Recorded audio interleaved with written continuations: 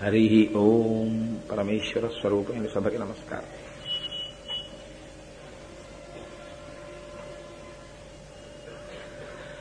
పద్మాసనస్థయో పద్మావతీదేవి నిజవక్షమందున నిలుపుకొనుచు. జనులకు తన చరణములే శరణమని దక్షిణకరము పాదములు చూప, తన చరణములు నమ్మిన వారలకు ఈ భవాంబోధి కటిదగ్నమగునటంచు, వామహస్తంబు కటిభాగమున నిడుకొని చూపరులకు సంకేతించుచుండ. పరమ పావన శేష పర్వతము మీద అలరు ఆనంద నిలయమందునను నిలిచి దివ్యమంగళ విగ్రహుండవ్యయుండు. కామితార్థములనిచ్చు వెంకటేశ్వరుడు వేట్కా అని ఆయన గురించి చెప్తూ ఏమంటారంటే, వెంకటేశ్వరుని యొక్క మూర్తి, వెంకటేశ్వర స్వామి వారు నిలబడినటువంటి తీరు గురించి వర్ణిస్తూ, పద్మాసనస్థయౌ పద్మావతీదేవి నిజవక్షమందున నిలుపుకొనుచు. పద్మము నుండి ఆవిర్భవించినటువంటి తల్లి ఎవరుందో ఆ పద్మావతిని తన వక్షస్థలమునందుంచుకున్నవాడై ఆయన ఆ పద్మపీఠం మీద నిలబడి జనులకు తన చరణములే శరణమని దక్షిణకరము పాదములు చూప. కుడి చెయ్యి ఇలా ఉంటుంది.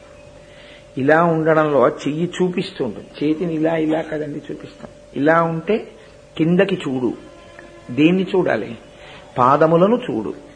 దక్షిణకరము పాదములు చూప. ఈ పాదములను ఎందుకు చూపించడం అంటే, ఈ చరణములు నమ్మిన వారలకు భవాంబోధి కటిదగ్నమగునటంచు.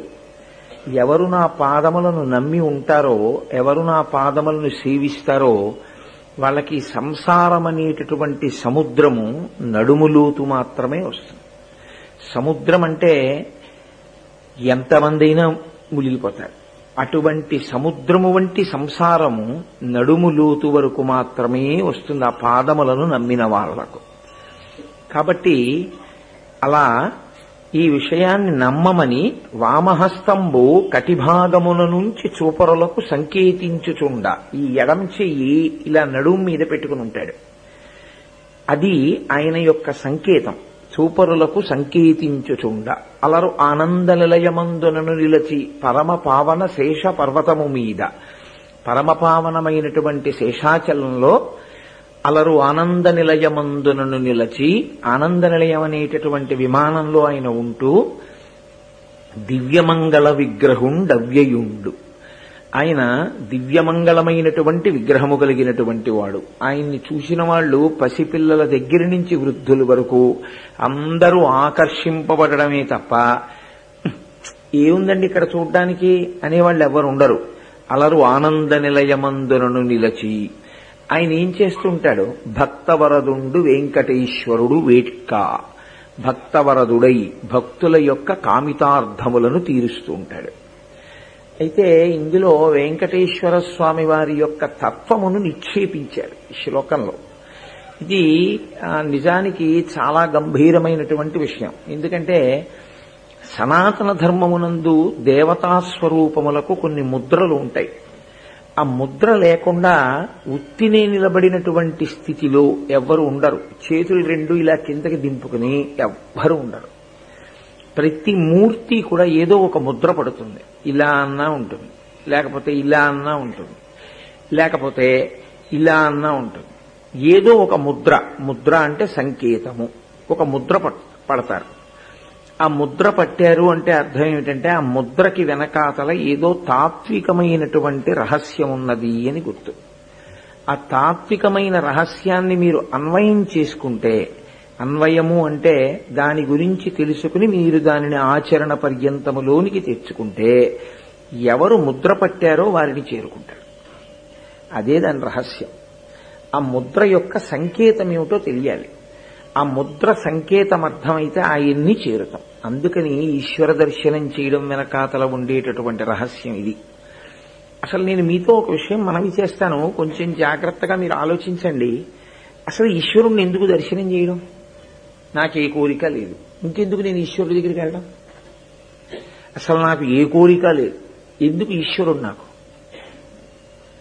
ఈశ్వరుడు ఎందుకో తెలుసా అండి? మళ్లీ ఉపాధిని ఇవ్వడంలో ఆయనే నిర్ణయాధికారి. ఇందులో శాశ్వతముగా ఉండిపోవడం కుదరదు. పునర్జన్మ సిద్ధాంతము సనాతన ధర్మమునకు ఆయువు పట్టు. సనాతన ధర్మం యొక్క ఆయువు పట్టంతా ఎక్కడుందంటే పునర్జన్మ సిద్ధాంతంలోనే ఉంది. మళ్లీ పుడతావు. పునరపి జననం పునరపి మరణం పునరపి జనని జఠరే శయనం. పుట్టినవాడు ఆ శరీరాన్ని విడిచిపెట్టేస్తాడు. విడిచిపెట్టేసిన వాడు మళ్ళీ ఇంకో శరీరాన్ని పుచ్చుకుంటాడు. పుచ్చుకోవడం జీవుడి యొక్క హక్క. పుచ్చుకోవడం వేరొకరెవరైనా నిర్ణయం చేసి ఇస్తూ ఉంటారా? నిర్ణయం చేసేవాడు ఒకడు ఉంటాడు. వాడికే ఈశ్వరుడని పేరు. వాడు దేని బట్టి నిర్ణయం చేస్తాడో తెలుసా అండి? మీ కర్మలను ఆధారం చేసుకుని నిర్ణయం చేస్తాడు. మీరు ఏం చేస్తూ ఉంటారు అన్నది వాడు గమనిస్తూ ఉంటాడు. అది చిత్రంగా కూర్చుని గుప్తంగా రాస్తూ ఉంటాడు కాబట్టి చిత్రగుప్తుడు. అన్నీ గమనిస్తాడు. ఇక్కడే ఉంటాడు. ఇక్కడే ఉండి అన్నీ గమనించి కర్మ చెయ్యకుండా ఎవరు ఉండలేరు. ఏదో సుషుప్తి యందు తప్ప అసలు ఏ కర్మ చెయ్యకుండా, కర్మ చెయ్యడం అంటే ఏ పని చేయకుండా. అంటే మీరు నాతో ఓ మాట అనొచ్చు, ఏమండి నేను ఏమీ చేయకుండా కుర్చీలో కూర్చుంటాను, అప్పుడు నేను కర్మ చెయ్యట్లేదు కదా అనొచ్చు. కర్మ రెండు రకములుగా ఉంటుంది, శారీరకము మానసికము. మీరు శరీరంతో చేసినది కర్మే, మీరు మనసుతో చేసినది కర్మే. మీరు మనసుతో చేసింది పుణ్యమే, మనసుతో చేసింది పాపమే. నేను మనసుతో పక్కింట్లో వస్తువుని నేను ఎలా ఎత్తుకురావచ్చు అని ఆలోచించాననుకోండి, ఎత్తుకొచ్చిన పాపాన్ని ఈశ్వరుడు వేసేస్తాడు. నేను యథార్థమే మాట్లాడుతున్నాను. మీరు శరీరంతో ఎత్తుకురావక్కర్లేదు.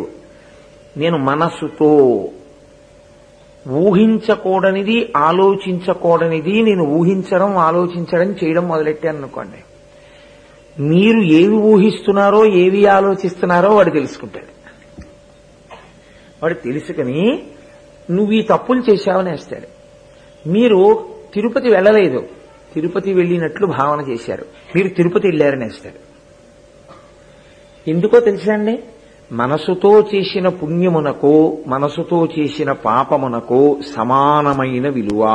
నువ్వు కాశీ రాలేదు కదా, కాశీ వచ్చి గంగలో స్నానం చేసినట్టు భావన చేశావు, అందుకు నీకు ఇవ్వనండవు. మీరు అలా కాని చేస్తే, గంగలో స్నానం చేసినట్లు భావన చేస్తే మీరు గంగా స్నానం చేశారనే వేస్తారు. లేకపోతే మీరు ఒకటి ఆలోచించండి, సనాతన ధర్మంలో స్నానం చేసేటప్పుడు గంగే యమునే చైవ గోదావరి సరస్వతి నర్మదే సింధు కావేరియో జలేస్మిన్ సన్నిధి గురు ఆయాంతు స్నానం ద్రవ్యానికి సంప్రోక్ష్య అనవలసిన అవసరం ఏమిటండి? ఆ నీళ్లు స్నానం చేసేయచ్చుగా. నోటితో చెప్పడం ఎప్పుడూ పూజ కాదు. నోటితో చెప్పినది మీ మనస్సుతో లగ్నమైతేనే పూజ. మీరన్నది మీరు భావన చెయ్యాలి.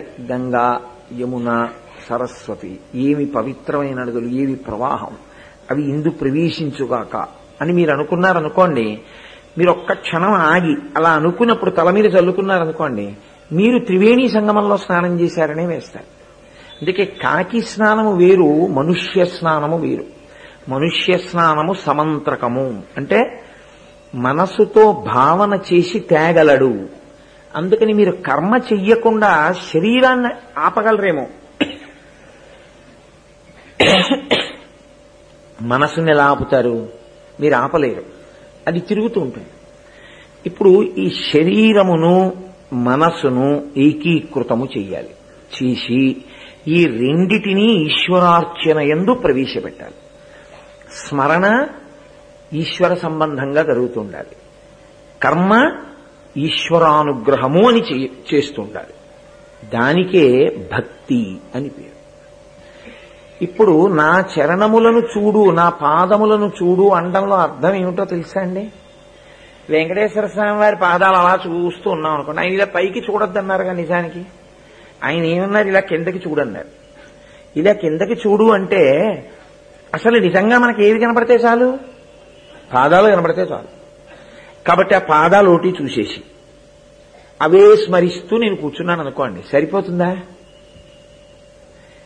దాని అర్థం బాహ్యంలో అంతే. నా పాదాలని చూడు, నా పాదాలని నమ్ము అంటే పాదాలని నమ్మడం అంటే ఏం చేయాలండి? ఇప్పుడు నా మాట నమ్మండి అన్నాను అనుకోండి, అర్థం ఉంది. నా పాదాలు నమ్మండి అన్నాను అనుకోండి, ఏమిటి నమ్మాలి మీరు? మరి వెంకటేశ్వర స్వామి ఏమిటి చెప్పినట్టు పాదాలు చూపిస్తే? మరి కలియుగంలో కలవు వెంకటనాయక అంటున్నాం, అన్ని మాటలు తిరుమల పెడుతున్నాం. ఏమిటి ఆయన చెప్పినట్టు, ఏమిటి మనకు అర్థమైనట్టు? వెళ్ళి ఆయన ఇలా చూపించడంలో అర్థం ఏమిటో తెలుసా అండి? మీరు దీన్ని జాగ్రత్తగా అన్వయం చేసుకుంటే అసలు వెంకటేశ్వర అవతారం యొక్క ప్రయోజనం ఏమిటో మీకు తెలుస్తుంది.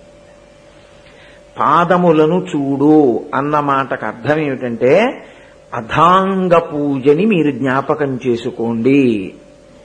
అథాంగ పూజ అని ఒకటి ఉంటుంది. పూజా ప్రారంభమునందు అథాంగ పూజ చేస్తారు. అసలు నిజానికి గట్టెక్కించే పడవదే. అథాంగ పూజ పాదముల నుండి తల వరకు పురుష స్వరూపం అయితే చెప్తారు. అంటే ఈశ్వరుడు పురుషుడా స్త్రీయా? రెండూ కాదు.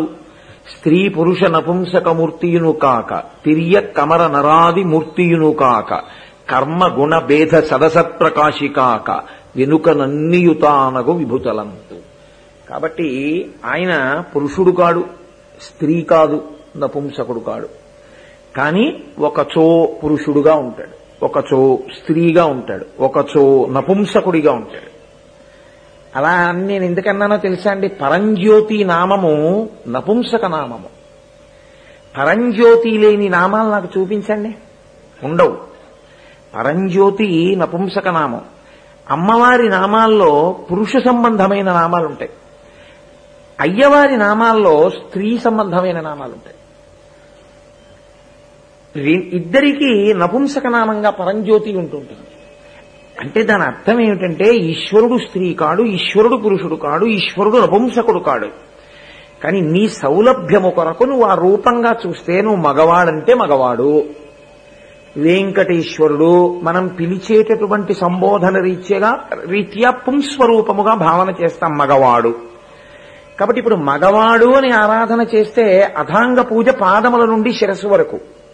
స్త్రీ అని భావన చేస్తే శిరస్సు నుండి పాదముల వరకు. అందుకు కదూ లలితా సహస్రనామం పాదముల నుండి ప్రారంభం అవదు, తల దగ్గర ప్రారంభం అవుతుంది. చంపకాశోక పున్నాక సౌగంధిక లసత్కచ కురువిందమణి శ్రేణీకనత్కోటి ఇరమండిత అని అమ్మవారి కిరీటం, కబరీబంధం, తల, తర్వాత కనుబొమలు, నుదురు, బొట్టు, ముక్కు, పెదవులు, బుగ్గలు, అమ్మవారి గడ్డం, కంఠం, అలా చెప్తూ పైనుంచి కింద వరకు వచ్చి నకదీదితి సంచన్నన మజ్జన తమోగుణ పద్మరాగ అని అమ్మవారి యొక్క పాదములకు ఉండేటటువంటి గోటి దగ్గరికి వస్తారు, పైనుంచి కిందకు వస్తారు. మగవాడైతే కింద నుంచి పైకెడతారు. ఇప్పుడు పాదములను నమ్ము అన్న మాటకు అర్థమేమిటో తెలుసా అండి? మీరు అథాంగ పూజ చేసేటప్పుడు నిజానికి మీ ఇంటి దగ్గర ఉండేటటువంటి మూర్తి యందు అంగాంగములను మీరు గుర్తించలేరు. ఎందుకో తెలుసా? ఇంటిలో ఉండేటటువంటి మూర్తి, మీరు పూజ చేసే మూర్తి అంగుష్టమును దాటరాదు. అంగుష్ట పరిణామమే, అంటే బొటనవేలు ఎంత ఉంటుందో అంతే. అసలు సనాతన ధర్మంలో దేవాలయ వ్యవస్థ రావడానికి ఒక ప్రధాన కారణం ఏమిటో తెలుసా అండి? ఆభరణమును మీరు ఇంటి దగ్గర సమర్పణ చెయ్యలేరు. మీరు ఊహ చేత తప్ప అసలు ఆభరణ సమర్పణం చేయడం కుదరదు. అమ్మవారికి వడ్డాణం పెట్టాలి. ఎలా పెడతాను? చీమకి వడ్డాణం చేయించాలని నేను కమసాల దగ్గరికి వెడితే ఎంత ఆశ్చర్యకరంగా ఉంటుందో, నా ఇంట్లో ఉన్న అమ్మవారికి వడ్డాణం చేయించడం, అమ్మవారి పాదాలకి నేను మంజీరములు చేయించడం అలాగే ఉంటుంది. ఎలా చేయిస్తాను వడ్డాణం? ఇంట్లో ఉండే మూర్తి అంగుష్ట మాత్రం, దానికి వడ్డాణం ఎలా పెడతారు మీరు? కుదరదు. మంగళసూత్రాలు ఎలా వేస్తారు మీరు? కుదరదు. చీర ఎలా కడతారు మీరు? కుదరదు. కాబట్టే ఇంట్లో పూజ యందు చాలా ఉపచారములు భావనా మాత్రములే. యథార్థముగా మీరు సమర్పణం ఒకటే చేస్తారు. ఇంట్లో వస్త్రద్వయం సమర్పయామి అన్నాననుకోండి, నేను చీర రవికెలగుడ్డ అమ్మవారి దగ్గర పెడితే అంతే. పెట్టి తీసేసి ప్రసాదంగా మా ఆవిడ్ని కట్టుకోమన్నారు, లేకపోతే ఎవరో దీన్ని కట్టుకోమన్నారు తప్ప నేను అమ్మవారికి చీర ఎలా కడతాను చెప్పండి? అంగుష్టమాత్ర విగ్రహానికి కట్టడము కుదరదు. కట్టే ప్రయత్నం చేస్తే అందులో అమ్మవారు కనబడదు. కానీ మీ ముచ్చట తీరడానికి దేవాలయ వ్యవస్థ వస్తుంది. ఇప్పుడు ఆభరణం పెట్టాలి ఊళ్ళో వాళ్ళందరూ. దేవాలయంలో మూర్తికి ఇస్తారు. చీర కట్టాలి, అమ్మవారికి పట్టుకొచ్చి ఇస్తారు. వెంకటేశ్వరుడు పంచె కట్టుకుంటే చూడాలనుంది, వస్త్రాలంకార సేవ టికెట్ అంత తేలిక కాదు. మీ ఊళ్ళో వెంకటేశ్వరుడు గుడికి పంచిచ్చి ఆ పంచె కట్టించి మీరు సంతోషిస్తారు. పూజయందు మీ మానసిక పరిమితులను అధిగమించడానికి వీలుగా ఇంటి పూజ, గుడి పూజ అని రెండుగా విడిపోతాయి మళ్ళీ. సరే, ఇప్పుడు దాన్ని నేను లోతుగా స్పృశించను, ఎందుకంటే అది నా ఉపన్యాసమునకు ప్రధానోద్దేశ్యము కాదు. అసలు ఓ ఉద్దేశం అంటూ ఉంటేగా వచ్చి కూర్చున్నాక ఏది మొదలెడితే అది. కాబట్టి పూజలో, అధాంగ పూజలో పాదముల దగ్గర మొదలు పెడతాం. పాదముల దగ్గర మొదలుపెట్టి తల వరకు చెప్తారు పూజలో నామాలు.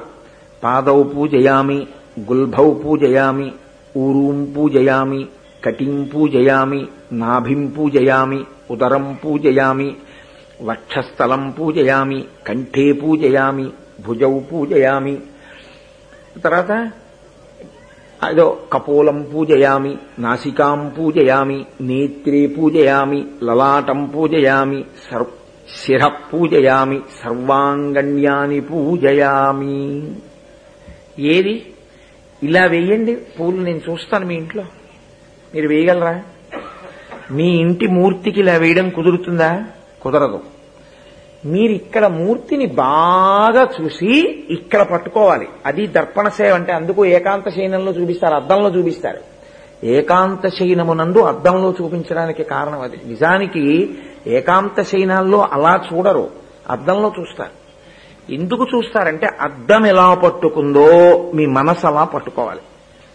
పట్టుకుంటే ఇక్కడ కర్మ జరుగుతూ ఉంటుంది, ఇక్కడ దాన్ని మీరు ఈశ్వరుని యందు ఆపాదించి చూడాలి. పాదౌ పూజయామి, ఈశ్వరుడి పాదాల దగ్గర మొదలు. నీకు అసలు అవే గుర్తులేవు. ఎన్ని మాటలు నువ్వు వెంకటాచలం పెడితే ఎవరికి కావాలి? అక్కడికి రండి. నేనండి 36 మాటలు వెళ్ళాను తిరుపతి అన్నాడు. ఏ స్వామివారి పాదాలు ఎలా ఉంటాయి చెప్పండి అన్నాను అనుకోండి, మీరు అన్నీ అలాగే అడుగుతారండి. ఏంటండి అంటే నీకు ఎల్కేజీలో నువ్వు పాస్ అవ్వలేదు. అధాంగ పూజ యందు పాదములే నీకు తెలియదు. అసలు ఈశ్వర పాదములు ఎలా ఉంటాయి అని నేను అడిగాను అనుకోండి, ఆయన 2 పాదాలు కొంచెం అటు ఇటు దూరంగా పెడితే నువ్వు గంధం రాయి అని నేనంటే, నువ్వు ఆ పాదములకు గంధమును అలదు అన్నప్పుడు నీకు ఆ పాదములు నీ ఎదురుగుండా పెడితే ఎలా ఉంటాయి, ఈ పక్కన కూర్చుంటే ఎలా ఉంటాయి? ఎందుకని నిజానికి కుడి చేతి వైపు ఉండాలి మూర్తి. కుడి చేతి వైపు మూర్తి ఉంచి పూజ చేస్తూ ఉంటాం మనం. లేదా ఒక్కొక్కచో ఆయన తూర్పుగా ఉంటాడు, మనం ఉత్తరంగా ఉన్నప్పుడు పోనీ మనకి ఎడం పక్కకు వస్తాడు. అలా చేసేటప్పుడు పాదములు పెడితే ఎలా ఉంటాయి? అప్పుడు నీకు ఏ చేతితో ఆ గంధాన్ని అలదుతున్నప్పుడు తేలిగ్గా ఉంటుంది, ఏ చెయ్యి తేలికగా ఉండదు రాసేటప్పుడు అని నేను అడిగాను అనుకోండి, మీరు మానసికంగా కొంత అభ్యాసం చేసి ఉండాలి కాదు? లేకపోతే ఎదురుగుండా పాదాలు పెడితే రాసేటప్పుడు ఎలా ఉంటుంది మీరు ఊహ చేయండి. ఆడవాళ్లు ఎప్పుడు పసుపు రాస్తారుగా, చాలా తేలిక ఎదురుగుండా ఇలా ఇలా రాసేయచ్చు. ఇలా ఇటు కూర్చుంటే రాయమనండి, ఒక్కసారి మారిపోతుంది. ఎడంచే ఇక్కడ ఇలా పట్టుకుని ఇలా రాసేస్తారు, ఇక్కడ ఎడంచే ఇలా పెడితే కుడి చేయి దాని మించి తిరగదు. మళ్ళీ దీనికి తగులుతుంటుంది, ఈ చెయ్యంతా పసుపు అంటుకుంటుంది, అంటే గంధం అంటుకుంటుంది. ఎలా రాయాలి? ఈశ్వరుడు ఎప్పుడు అభిముఖ పూజ లేదు, ఎదురుగుండా కూర్చోబెట్టి పూజ చెయ్యం. మీ ఇంటి పూజా మందిరంలో కూడా మీకు కుడివైపుకుంటాడు. కాబట్టి మీరు ఇటువైపుకి పూజ చేస్తే ఆయన వచ్చి ఇటు కూర్చుంటే ఆయన పాదములు ఎలా ఉంటాయి? మీరు పువ్వు వేస్తే ఎలా పడుతుంది? మీరు తర్వాత పువ్వు చీలమండ మీద వేస్తే ఎలా ఉంటుంది? మోచిప్పల మీద వేస్తే మోచిప్పలు ఎలా ఉంటాయి? తొడలు ఎలా ఉంటాయి? నడుము ఎలా ఉంటుంది? బొడ్డు ఎలా ఉంటుంది? కడుపు ఎలా ఉంటుంది? నడుము ఎలా ఉంటుంది? ఎలా కొంచెం ఏమైనా వంగి ఉంటుందా? తిన్నగా నిలబడి ఉంటాడా? గుండెలు ఎలా ఉంటాయి ఆయనవి? ఆయన కంఠం మీద 3 గీతలు ఉంటాయా, 1 గీత ఉంటుందా? ఆయన గడ్డం ఎలా ఉంటుంది? ముక్కు ఎలా ఉంటుంది? నోరు ఎలా ఉంటుంది? కళ్ళు ఎలా ఉంటాయి? కళ్ళు తెరిచుంటే మీరు బొడ్డు మీద వేసినట్టు తొడల మీద వేసినట్టు ఇలా వేసేయలేరుగా. ఈశ్వర పువ్వు వేస్తున్నాను, కొంచెం ఒక్కసారి కన్నులు ముయ్యండి అనాలి. ఆయన కళ్ళు మూస్తే ప్రళయం వస్తుంది. కాబట్టి ఆయన్ని కళ్ళు మూయమని అనకూడదుగా. ఇప్పుడు మీరు ఏం చేయాలి? ఆ పువ్వు చాలా చిన్న పువ్వు, ఏ మల్లె పువ్వు లాంటిదో పట్టుకుని మీ వేళ్లు తగలకుండా అలా కంటి దగ్గర అలా రాసి పువ్వు కింద పెట్టేయాలి. అది భావనా సౌకుమార్యము. అప్పుడు మీకు ఈశ్వరుని యొక్క కనురెప్పో ఈశ్వరుడి కంటి కింద ఇలా తగిలించడమో చేస్తే సున్నితంగా అంత దగ్గరగా వెళ్ళి ఆయన కళ్ళ దగ్గర కళ్ళు పెట్టి మీరు పువ్వు పెట్టిన భావన మీకొక్క క్షణము నిలబడితే మీరు ధన్యులైపోయారు. నోటితో చెప్పి పూజకేముందండి? పుస్తకం బట్టి పట్టినట్టు 3 నిమిషాల్లో ఉపచారాలన్నీ అయిపోతాయి. అదే పెద్ద విశేషం ఏంటి? బతికున్నంత కాలం చేసేదే. హస్తయోహ అర్ఘ్యం సమర్పయామి ఆవాహయామి దగ్గర మొదలుపెట్టి నైవేద్య మంత్రం వరకో మంత్రపుష్పం వరకో 3 నిమిషాలు చాలు, అయిపోతుంది. మీ మనసేది అక్కడ ఉపచారంలో? మంత్రము ఉపచారము ఎక్కడ కలిశాయి? హస్తయోహ అర్ఘ్యం సమర్పయామి అన్నప్పుడు చేతి మీద నీళ్లు పోశారా? పాదయోహ పాద్యం సమర్పయామి అన్నప్పుడు పాదాల మీద నీళ్లు పోశారా? మీకు మంత్రము, క్రియ, మనసు ఏకీకృతమైతే దానిని పూజ అని పిలుస్తారు. పూజ యందు ఉపచారం ఎందుకు చెయ్యాలని చెప్పిందో తెలుసా అండి శాస్త్రం? భక్తి చేత మనసు పొంగితే ఆ పొంగు వలన ఏదో ఒకటి చెయ్యకుండా ఉండలేక ఈశ్వరుడికి చేస్తే అది ఉపచారము. ఉపచారములన్నీ పచ్చి అబద్ధములు. వాడికి మనసు లేదని గుర్తేమిటో తెలుసా అండి? ఎక్కడ దొరికిపోతాడంటే పూజలో. ఇది నేను చెప్పిన మాట కాదు, మహానుభావులు మహాపురుషులు వ్యాఖ్యానంలో రాశారు. వీడికి పూజ రాదు అని ఎలా పట్టుకోవచ్చో తెలుసా? ఆచమనీయం సమర్పయామి అన్నప్పుడు ఒక్క మాటు నీళ్ళిచ్చిన వాడికి పూజ రాదని గుర్తు. మీరు ఆచమనం ఒక్క మాట చేస్తారా? ఈశ్వరుడికి ఒక్క మాట ఎలా ఇస్తారు? ఈశ్వరుడికైనా మీరు కాళ్ళు కడుక్కో అంటే మీలాగే ఆయనకి కాళ్ళున్నాయి, మీలా కూర్చుంటాడనుకుంటే ఆచమనీయం ఇచ్చినప్పుడు 3 మార్లే ఇమ్మని చెప్పింది శాస్త్రం. 3 మార్లు నీరు విడిచిపెట్టాలి. 3 మార్లు నీరు విడిచిపెడితే ఆచమనం చేస్తే మీరు చేయగడుక్కోట్లా, 4వ మాట చేయగడుక్కోవడానికి విడిచిపెట్టాలి. ఆచమనీయం 3 మాటలేమో కానీ చేయగడుక్కోవడం హస్త ప్రక్షాళనం కాబట్టి 4వ మాట విడిచిపెట్టాలి. 4 మాటలు విడిచిపెట్టకుండా ఆచమనీయ మంత్రం నడిచిపోయిందంటే వాడికి పూజ చేయడం రాదు. వాడు ఇన్నాళ్ళు ఏం చేసినట్టు? పూజ చేస్తున్నాను అనుకున్నాడు వాడంతే. అయితే ఈశ్వరుడికి ఉన్న గొప్పతనం ఏమిటో తెలుసా అండి? ఆయనకి తెలియకపోయినా ఆయనకి భక్తి ఉంటే దాన్ని పూర్ణం చేస్తాడు. నువ్వు 3 మాటలు వేసేసావురా అంటాడంతే. అది ఆయన ఔదార్యము. కాబట్టి ఈశ్వరుడి పాదములు పట్టుకోవడము అన్న మాటకు అర్థం ఏమిటో తెలుసా అండి? నా పాదములు చూడు అంటే దానికి అర్థం నీ మనసుని అధాంగ పూజ దగ్గర నిలబెట్టి నీ మనసుకి ఆలంబనంగా నన్ను ఇవ్వడం అన్నది నువ్వు అలవాటు చేసుకో. ఇలా కన్నులు మూస్తే నీవు ఏ ధ్యానం చేశావో శ్లోకంలో ఆ మూర్తి నీ కన్నుల ఎదుట కనపడాలి.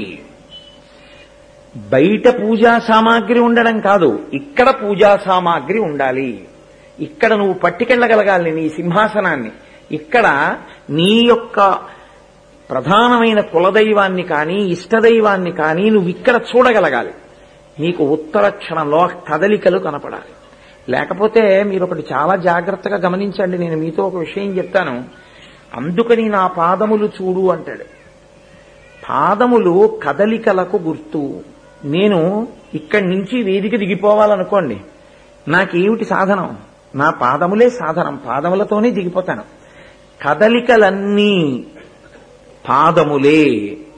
కదలికలన్నీ పాదములైతే ఈశ్వరుడు కదలకుండా మీ ముందు కూర్చునుంటే ఉపచార సమర్పణమునందు ఆయన కదలికను మీ మనసు పట్టుకోవాలి. నేను మీకు ఒక విషయం చెప్తాను. వెంకటేశ్వర స్వామి వారి ముందు నించుని హస్తయోహ అర్ఘ్యం సమర్పయామి అన్నాను అనుకోండి, ఆయన చెయ్యిలా చాపుతారా? చాపరు, ఇలాగే ఉంచుతారు. ఆ చెయ్యి అయ్యో వీడు నాకు అర్ఘ్యం ఇస్తున్నాడని ఇలా పట్టుకుంటారా? పట్టుకోరు, ఇలాగే ఉంచుతారు. నా పాదాల దగ్గరే పెట్టాను అంటే దాని అర్థం ఏమిటో తెలుసా అండి? నీ మంత్రమునందు నీ ఉపచారమునందు నా కదలిక నీకు మనోగోచరము కావాలి.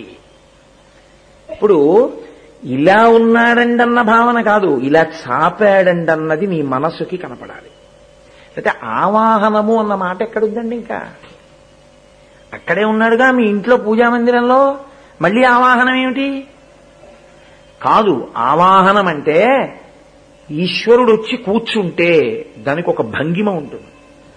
ఈశ్వరా రండి కూర్చోండి అన్నారనుకోండి, ఆయన వచ్చి కూర్చునేటప్పుడు మీ ఇంట్లో ప్లాస్టిక్ కుర్చీ వేరుగా సింహాసనం ఉంటుంది ఆయనకి.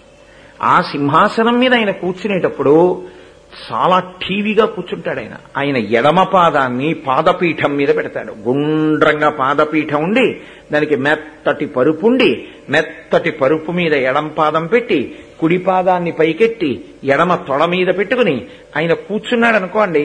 ఆవాహనం సమర్పయామి ఒక్క క్షణం ఆగితే ఆయన వచ్చి సింహాసనంలో కూర్చుని చిరునవ్వు నవ్వుతూ ఆ పట్టుపంచ అంచు కనపడుతుండగా ఆయన ఈ కాలు ఎత్తి తొడ మీద వేసుకుని ఎడమ పాదాన్ని పాదపీఠం మీద పెట్టుకుని గంభీరంగా ఆయన టీవీగా నవ్వుతూ కూర్చుంటే, ఈశ్వరా వచ్చారా, ఇంత దయాళువా, నేను పిలిస్తే వచ్చావా తండ్రి నువ్వు అని మనకి ప్రేమ ఎక్కువ ఉందనుకోండి, ఏం చేస్తాం? రండి రండి రండి రండి కాళ్ళు కడుక్కోండి అంటాం. పాదౌ ప్రక్షాళయామి హస్తయో అర్ఘ్యం సమర్పయామి. కాసిన మంచినీళ్ళు తాగుతారా, ఎండబడొచ్చారు అంటాం.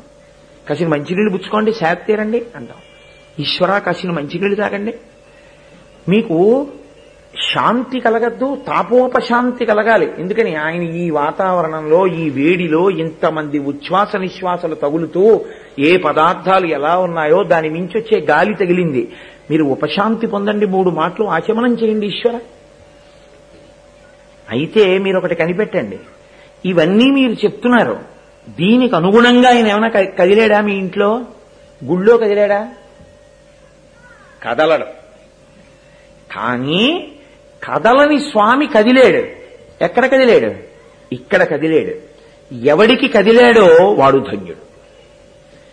ఎవడికి ఆ కదలిక కనపడదో వాడు చేసే పూజ యాంత్రికం, వాడు చెప్పే మంత్రం యాంత్రికం. ఎందుకో తెలుసా అండి? వాడికి అసలు అలా అందిద్దామన్న ఓహేది, వాడికి ఆ కదలిక ఎక్కడ కనపడుతుంది? ఆ కదలిక ఇక్కడ భావగోచరం కాదు. ఈ భావగోచరమవడం అన్నది నీ మనసుకి ఆలంబనంగా ఇవ్వడం నీకు అలవాటైతే నీ పక్కన ఆయన ఉన్నాడన్నది కూడా నీకు కనపడుతుంటుంది, నీలో ఆయన ఉన్నాడన్నది కూడా నీకు కనపడుతుంటుంది.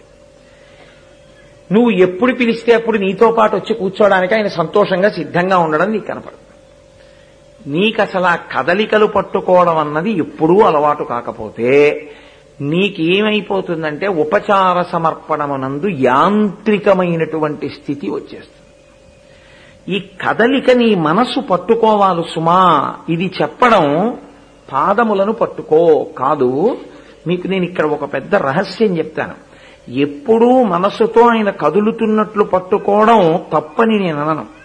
కానీ విచారణ యందు మీరు పూజ చేస్తూ మీరు ఒక గొప్ప స్థితిని అనుభవించాలి.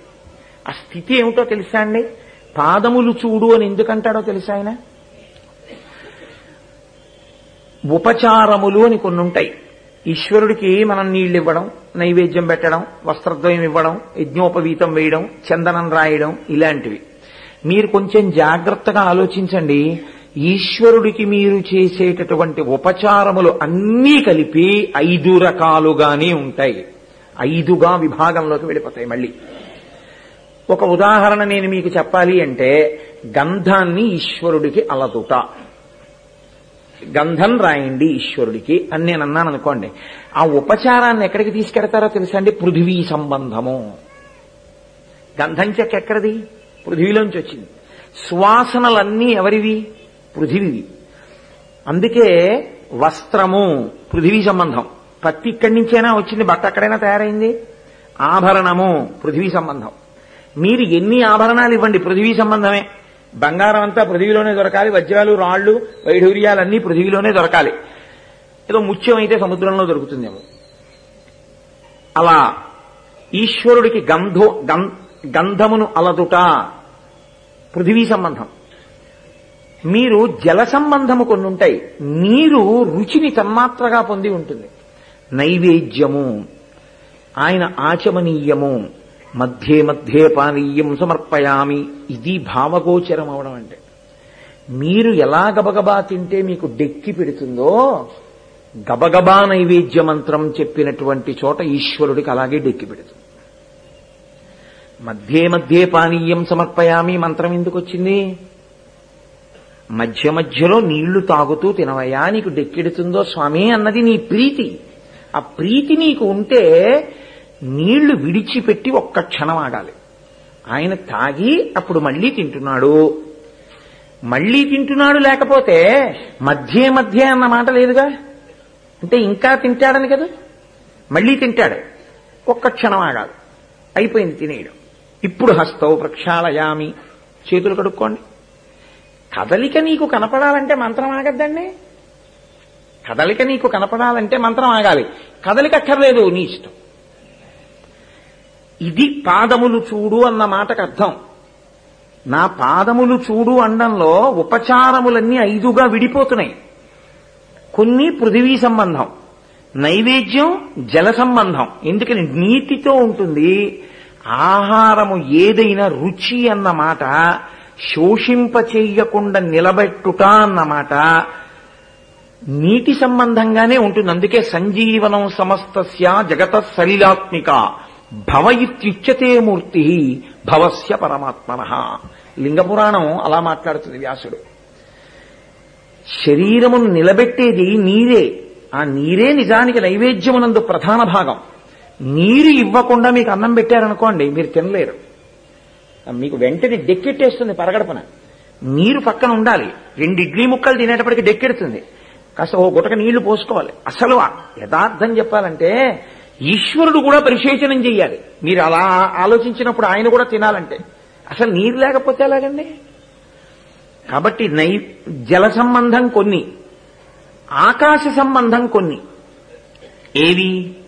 మీరు ఈశ్వరుడికో వీణానాదం వినిపించారనుకోండి, కీర్తన వినిపిస్తున్నాం కదా. కీర్తన శబ్దము ఆకాశ గుణకము, ఆకాశమునందు ప్రయాణిస్తుంది, ప్రయాణించి చెవికి చేరుతుంది. ఒక వీణ వాయించినా, వేణువు వాయించినా, లేకపోతే మీరు మంత్రం చెప్పినా, సామవేదం చదివి ఆయన్ని శాంతి పొందు అని చెప్పినా, లేకపోతే మీరు ఒక మధ్యలో వాయించినా, మీరు చేసేవన్నీ కూడా ఆకాశ సంబంధములై ఉంటాయి. కొన్ని ఆయనకి వేడిని కల్పించడానికి ఆ వేడి రూపంలో గోరువెచ్చగా తగలడంలో ఆయన ఆహ్లాదమును పొందుతాడు. ఈ కదలికలు మీ భావనలండి. ఈశ్వరుడికి స్నానం చేయించారు, ధూపమాఘ్రాపయామి, ధూపం వేస్తున్నారు. ఇలాగా ఎందుకు వేస్తున్నారు ధూపం? చంటి పిల్లాడికి ఎందుకు వేస్తున్నారో అందుకే వేస్తున్నారు. కాస్త స్వామి గోరువెచ్చగా తగిలితే ఎక్కడైనా తడి ఉంటే ఆరిపోయి మీకు హాయిగా ఉంటుంది. లేకపోతే తడి ఉండిపోయిందనుకోండి దుర్వాసన వస్తుంది. మీరు చూడండి, నీరు ఉండిపోయి ఇలా అని వాసన చూడండి, దుర్వాసన వస్తుంది. అందుని ధూపం వేస్తారు. మనం పౌడర్ రాసుకున్నట్లేమో అంగరాగము మనదైతే. కాబట్టి ధూపమాఘ్రాపయామి అగ్ని సంబంధం. మీరు చేసే ఉపచారములు అన్నీ కలిపి 5గా మారిపోతాయి. పృథివీ ఆపస్ తేజో వాయు ఆకాశములు. అన్ని ఉపచారములు ఈ 5గానే మారి ఈ 5ఏ ఆయన అయి, ఈ 5ఇంటితోటే ఆయన ఈ లోకములనన్నిటినీ నిర్మాణం చేస్తాడు. తానే వాటిగా ఉంటాడు. విశ్వము విష్ణువు. అందుకే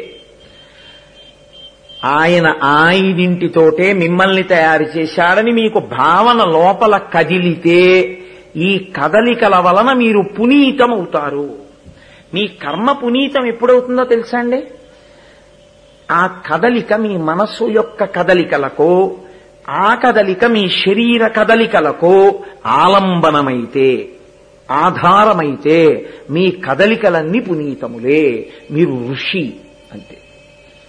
దీనికి అర్థం ఏమిటంటే శంకరాచార్యులు వారి సౌందర్యలహరిలో అంటారు, జపోజల్ప శిల్పం సకలమపి ముద్రా విరచన గతి ప్రాదక్షిణ్యాక్రమణమశనాత్ జహుతి విధి ప్రణామ సంవేశ సుఖమఖిలమాత్మార్పణ దృశ అని సపర్యాపర్యాయస్తవ భవతు ఎన్నే విలసితం అంటారు. నేను మాట్లాడుతున్నాను అనుకోండి, నా మాట మీద నాకు అదుపు ఎప్పుడు వస్తుంది? అరే 84 లక్షల జీవరాశుల్లో 83,99,999 జీవులకు మాట్లాడే అధికారం లేదు. అవి నోటితో మాట్లాడలేవు. రామా అనలేవు. ఈశ్వరుడు నాకొక్కడికే ఇచ్చాడు ఈ అధికారం, నేను రామా అని అనగలను అని మీరు అనుకున్నారనుకోండి. ఈశ్వరుడు నాకు మాటనిచ్చాడు కాబట్టి నేను అనవసరంగా మాట్లాడే మాటలు కూడా గమనించి ఈ పాటి దానికి నీకు మాట ఎందుకు అని మాట్లాడవలసిన అవసరం లేని శరీరం ఇస్తే రేపొద్దున్న ఇది నేను మీకు చెప్పింది ఎందుకు పాదములు చూపిస్తాడో మొదటికి రండి అనడానికి కారణం ఇది. పునర్జన్మం చాలా ఆయువు పట్టు. కుక్క అయిపోతావు, పిల్లి అయిపోతావు, పంది అయిపోతావు. అప్పుడు వస్తుంది ఇబ్బంది. మాట లేకపోతే మాట ఉన్న ప్రాణి మనుష్యుడే. మాట ఉన్న ప్రాణిగా మిగలాలి. ఆ కదలికలను నీ కదలికకి కలుపు. ఇష్టం వచ్చినట్టు మాట్లాడితే ఈశ్వరుడు గమనించి శిక్ష వేస్తాడు. మళ్ళీ మాట్లాడే అధికారం తీసేస్తే చాలు. కాబట్టి నాకెందుకు వచ్చిన గొడవ? అనవసరపోయి మాట్లాడను, అవసరమైంది మాట్లాడకుండా ఉండను. సత్యం బ్రూయాత్ ప్రియం బ్రూయాత్ న బ్రూయాత్ సత్యమప్రియం. మాట మీద ఎన్ని శాసనాలో పెట్టాడు ఈశ్వరుడు. మాట ఇచ్చాను కదా అని కాదు, మాటని ఇలా ఉపయోగించు సుమా అన్ని నియమాలు చెప్పాడు. ఇప్పుడు నీలో మాటగా వాయువు వాక్కుగా మారేటటువంటి కదలికల యందు ఈశ్వరుణ్ణి అనుసంధానం చేశారనుకోండి. ఆయన చూస్తున్నాడు, ఆయన వింటూ ఉంటాడు, నేనేం మాట్లాడుతున్నానో గమనిస్తాడు. ఇలా ఎందుకు మాట్లాడావని నన్ను అడుగుతాడు. అందుకే పెద్దలు ఏం చెప్తారో తెలుసా అండి? వాక్కు మీద వ్యాఖ్యానములు మీరు చూస్తే కొన్ని వేల పేజీలు. పెద్దల దగ్గర మీరు వాక్ సంబంధమైన దోషముతో ప్రవర్తిస్తే పాదములు పట్టి క్షమార్పణ చెప్పాలి. అయ్యా నన్ను మన్నించండి, పొరపాటు మాట మాట్లాడాను. చిన్నవాళ్ల దగ్గర మీరు తప్పుగా మాట్లాడితే ఈశ్వరుడి దగ్గర క్షమార్పణ చెప్పాలి. పిల్లల దగ్గర చెప్పవద్దని చెప్పింది ఎందుకో తెలుసా అండి? మళ్లీ మీ వాక్యే వాడిని పాడు చేసేస్తుంది. మీరే వెళ్లి పిల్లాడికి సారీరా ఏమనుకోకరా అన్నారనుకోండి, నాన్నగారే సారీ చెప్పారని చెప్పేసి వాడు ఏమంటాడో తెలుసా? రేపు పొద్దున్న ఎప్పుడన్నా మీ వల్ల చిన్న పొరపాటు, నాన్నగారండి సారీ చెప్పండి. కాబట్టి నువ్వు ఈశ్వరుడికి క్షమార్పణ చెప్పు. పెద్దల విషయంలో జరిగింది, పెద్దలకి క్షమార్పణ చెప్పు, నీ వినయం పెరుగుతుంది. వాక్ సంబంధమైన విషయంలో కదలికని శాస్త్రం ఏం చేసిందంటే ఈశ్వరుడితో ముడేసేసింది. నీ కదలికలను అలా పట్టుకో. దేనికి భయం? మళ్లీ ఇది రాకపోతే ఇది వదిలేక ఇదే వస్తుంది అనుకోకండి. చేసిన కర్మలు కదలికలు, మనసువి కదలికలు. ఈ రెండు కదలికలను ఆధారం చేసుకుని ఈశ్వరుడు నువ్వు ఎలా కదిలే ఉపాధిలోకి వెళ్లాలో నిర్ణయం చేస్తాడు. అంటే మనసు చిట్ట చివర దేన్ని పట్టుకుంటుందో ఆ ఉపాధిని ఇస్తాడు. అసలు కదలికలు ఉండేటటువంటి మనస్సు ఆఖరి కదలిక దేన్ని ఆధారం చేసుకుంటుందో తెలుసా అండి? ఊపిరి మీద ఆధారపడుతుంది. ఆఖరి ఊపిరిలో ఆఖరి కదలికలో మీరు జీవితంలో ఎక్కువ దేన్ని పట్టుకున్నారో దాన్నే స్మరణ చేస్తుంది. దానివల్ల ఏమవుతుందంటే మీరు జీవించి ఉండగా మీ అభ్యాసము మనసుకి ఏది ఇచ్చారో, దేన్ని పట్టుకోవడాన్ని అలవాటు చేశారో దాన్నే ఆఖరి స్మరణగా పట్టుకుంటుంది. మీరిచ్చిన తర్ఫీదే. అన్ని చిలకలకి ఎగరడం అలవాటు. ఒక చిలకకి తలుపు తీస్తే బయటికి వచ్చి ఓ పుస్తకాన్ని బయటికి లాగి మళ్లీ గూట్లోకి వెళ్ళిపోవడం అలవాటు. కొత్తగా పుట్టిన దూడకి కాడి కిందకి రావడం అలవాట్లేదు. 10 ఏళ్ల నుంచి బండి కడుతున్న ఎద్దుని రైతు పిలవక్కర్లేదు, బండి పైకెత్తి పట్టుకుని అంటే చాలు వచ్చి కాడి కింద తలపెడుతోంది. ఎక్కడి నుంచి వచ్చింది ఈ తర్ఫీదు? అది అలవాటు పడింది. నీ మనసు కూడా అలా అలవాటు పడాలి ఈశ్వరుని యొక్క స్మరణ యందు. ఈ పంచభూతాత్మకమైన శరీరము పంచభూతములలోకి వెళ్ళిపోతుంది. వ్యగ్రత పొందినప్పుడు ఇలా అంటుంది. ఇలా అంది అంటే ఈ వేలు కదిలిందంటే వ్యగ్రతకి గుర్తు. కాబట్టి ఈ వేలి కదలికలని పూజ యందు అనుసంధించవద్దు. దీన్ని పక్కన పెట్టి ఇలా అన్ని కదలికల మీద అంత జాగ్రత్తగా నియంత్రణ పెట్టింది శాస్త్రం. ఎందుకో తెలుసా అండి? అలా శాస్త్రం పెట్టకపోతే శాస్త్రానికి ఏం లోటు కాదు, లోటు నీకొస్తుంది. నువ్వు మళ్ళీ ఈ జన్మ పొందవు. పొందకపోతే భయంకరంగా ఉంటుంది స్థితి. నేను మీకు ఒక్కటే చెప్తాను, నేను ఇలా చెప్పానని మీరు మరోలా అనుకోవద్దు. ఒక మనుష్య ప్రాణి ఓ చంటి పిల్లాడిని అక్కడ పడుకోబెట్టున్నారనుకోండి, ఓ 2 కుక్కలు ఎక్కడి నుంచో వచ్చి ఆ పసిపిల్లాడిని పట్టుకోబోయాయి అనుకోండి, మనందరం గబగబా వెళ్ళి ఆ కర్రలు పెట్టి కొట్టేసి ఆ పిల్లాన్ని పట్టుకుని గబగబా హాస్పిటల్కి వెళ్ళి ఆ తల్లిని తెచ్చేస్తాం. బుద్ధి ఉందా లేదా? అలా ఎలా పడుకోబెట్టి వెళ్ళిపోయావమ్మా, కుక్కల పీకట్లా అంటాం. ఒక పంది పిల్లని 2 కుక్కలు కలిసి కలియబడి పీకేస్తున్నాయి. అది అరుస్తూ ఉంటుంది. పసిపిల్లాడు ఎలా అరుస్తాడో అలాగే అరుస్తుంది. కలియబడి ఎలా పీకేస్తాయంటే ఇంకది గొంతెత్తడానికి వీలు లేకుండా కరిచేసి చంపేసి ఎత్తుకుపోయి పీక్కు తినేస్తాయి. ఎవరైనా జోక్యం చేసుకుంటారా? సహజం అంటే పంది పిల్లల్ని కుక్కలు ఎత్తుకుపోతుంటాయి. ఎవడు చాలా సున్నిత మనస్కుడైతే బయటికి వెళ్ళి చీ చీ చీ చీ దిక్కుమాల కుక్క ఇక్కడ పంది పిల్లలు పీకేస్తోంది ఏమిట్రా అంటే. కాబట్టి ఉపాధి మారితే అంత ప్రమాదం. ఒక్కటే, మళ్లీ దేవాలయంలోకి వచ్చి ఉపన్యాసం వినే అధికారం కూడా పోతుంది. పందిపిల్లగా ఉన్నాడు, వెంకటేశ్వరుని యందు భక్తి దేరి వచ్చి వినమనండి. పందిపిల్ల ఇలా వస్తే రాణిస్తారా? ఓ కుక్క వస్తే రాణిస్తారా? కుక్క అసలు రానేకూడదంటాం, వెంటనే తోసేస్తాం బయటికి. అంతవరకు ఎందుకు? దేని పాలు ఈశ్వరుడికి అభిషేకం చేస్తున్నామో ఆ ఆవుని కూడా ఇలా రానివ్వం, మనం కావాలని తీసుకొస్తే తప్ప. అదే విన్నాడో వినలేదు, ఇంకోడు కూడా వినకుండా చేయడానికి సెల్ ఫోన్ జేబులో పెట్టుకొచ్చాడో ఆఫ్ చేయడం కూడా చేత కాని వాడు వచ్చి కూర్చుంటే మాత్రం ఊరుకుంటాం. పైగా బతిమాలుకుంటాం, అయ్యా సెల్ల కట్టేయండి. ఏమి వాడికి ఉన్న అధికారం ఏమిటి అంటే వాడు మనుష్య ఉపాధి యందు ఉండడమే వాడి అధికారం. వాడు వచ్చి కూర్చోవడం వాడు అదృష్టం. ఇంకోడిని పాడు చేశాడో ఏమో తర్వాత విషయం కానీ. కాబట్టి ఈ ఉపాధి కాని ఒక్కసారి వదిలిపెట్టేశాడు అనుకోండి, అప్పుడు మనుష్య ఉపాధిని చూసి అంతవరకు ఎందుకండి, రోహిణీ కార్తె వచ్చిందనుకోండి, బా ఎంత ఎండగా ఉందో అని కిటికీలు తలుపులు అన్నీ వేసేసి ఏదో చల్లగా ఏసీ ఏదో వేసి కూర్చుంటాం. చెట్టుకి లేదండి ప్రాణం. చెట్టు మన కళ్ళ ముందే కదా పుట్టి పెరిగి పెద్దదైంది. అంత రోహిణీ కార్తెలో కాలిపోతున్న భూమిలో దాని పాదములు గుచ్చుకుపోయి ఉంటాయి. మనం చెప్పులు ఇప్పో చోట నిలబడితే అంటాం, 11ంటికి శ్రీకాళహస్తి గుళ్ళోకి వెళ్ళండి అన్నారు అనుకోండి, అబ్బాయి కాళ్ళు కాలిపోతాయండి, చెప్పులు వేసుకుని వెళ్ళకపోతే ఎలాగండి నేను సాక్స్ అన్నా వేసుకుంటాడు, అథవా నీళ్లు పోసుకుంటూ అన్నా నడుస్తాడు, లేకపోతే గుళ్ళోకి వెళ్ళమన్నా మానేస్తాడు. మరి చెట్టు అంతే, అలా ఉండవలసిందే. పైన ఎండ అంతే, అలా ఉండవలసిందే. కాయకొచ్చి రెట్టేసింది, అలా ఉండవలసిందే. ఓ ఆవు వచ్చి కొరికేస్తోంది, ఊరుకోవలసిందే. మనమైతే ఇది తేడా. సరే, నేను ఇంకా దాంట్లో లోపలికి వెళ్ళదలుచుకోలేదు. అసలు మనుష్య ఉపాధి జంతు ఉపాధి మీద ఎలా అధికారాన్ని పొంది భోగోపకరణాలుగా మారుస్తుందో శాస్త్రం చెప్పే తీరు గమనిస్తే మీరు తెల్లబోతారు. లోకంలో ఏ ప్రాణియందు ఏది ఉత్కృష్టమైనదో దాన్ని మళ్లీ తీసుకొచ్చి తన కోసం వాడుకునేటటువంటి శక్తి కలిగిన వాడు మనుష్యుడొక్కడే. మీరు చూడండి, ఏనుక్కి దంతం అందంగా ఉందనుకోండి, దాని దంతం పీకి తీసుకొచ్చి ఓ బొమ్మ చేసుకుని ఇంట్లో పెట్టుకుంటాడు. పులి తోలు బాగుంటుంది అనుకున్నాడు అనుకోండి, ఒలిచి తెచ్చి కిందేసుకుని దాని మీద కూర్చుంటాడు. కుక్క కాపలా కాస్తుందన్నారు అనుకోండి, కుక్కను తీసుకొచ్చి ఇంట్లో పెట్టి దాంతో కాపలా కాయించుకుంటాడు. గుర్రం బాగా పరిగెడుతుందని అనుకున్నాను అనుకోండి, దాని మీద కూర్చున్నది దౌడు తీస్తే వీడు తన గమ్యాన్ని చేరుతాడు. ఒక ఏనుగు ఉందనుకోండి, దాన్ని తీసుకొచ్చి ఇంటి ముందు కచ్చుకుని ఇది నా ఐశ్వర్యం అంటే. అలా లోకంలో ఏ ఇతర ప్రాణినైనా వేరొక ప్రాణిని తన భోగానికి వాడుకునే అవకాశం చూపించమనండి, ఉండదు. అది మనుష్యుడు ఒక్కడే అనుభవిస్తాడు. అలా ఓ చెట్టు అక్కడ పోసి నీళ్లు తాగాలి అంతే. అంతేకాని ఆ చెట్టు తన పండు తను కూడా తిందాం. పక్క చెట్టు కాయలు అక్కడే ఉన్నా ఎప్పుడు మా ఇంటి నేను మామిడికాయలే కాస్తానండి, ఓ జామకాయ కోసుకుంటానడానికి వీల్లేదు. మామిడి చెట్టు జామ చెట్టు పక్క పక్కనే ఉన్నా, ఆ మామిడికాయ ఈ జామకాయ నువ్వే తినాలి. మనుష్య ఉపాధికున్న గొప్పతనం ఏమిటో తెలుసా అండి?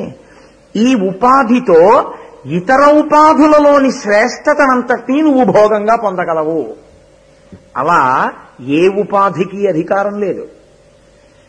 కానీ ఈ అధికారము నీకు ఇయ్యబడిందే, ఈ అధికారమును నువ్వు అనుభవించేటప్పుడు ఈశ్వర ప్రసాదంగా అనుభవించు. ఈ కదలికలు ఏవైనా సరే ఈశ్వర నివేదనగా అనుభవించు. ఇది అనుభవించడం చేతనైన వాడికి భగవంతుని యొక్క పాదములు చూడడం వచ్చింది అని గుర్తు, ఆ కదలిక వచ్చింది అని గుర్తు.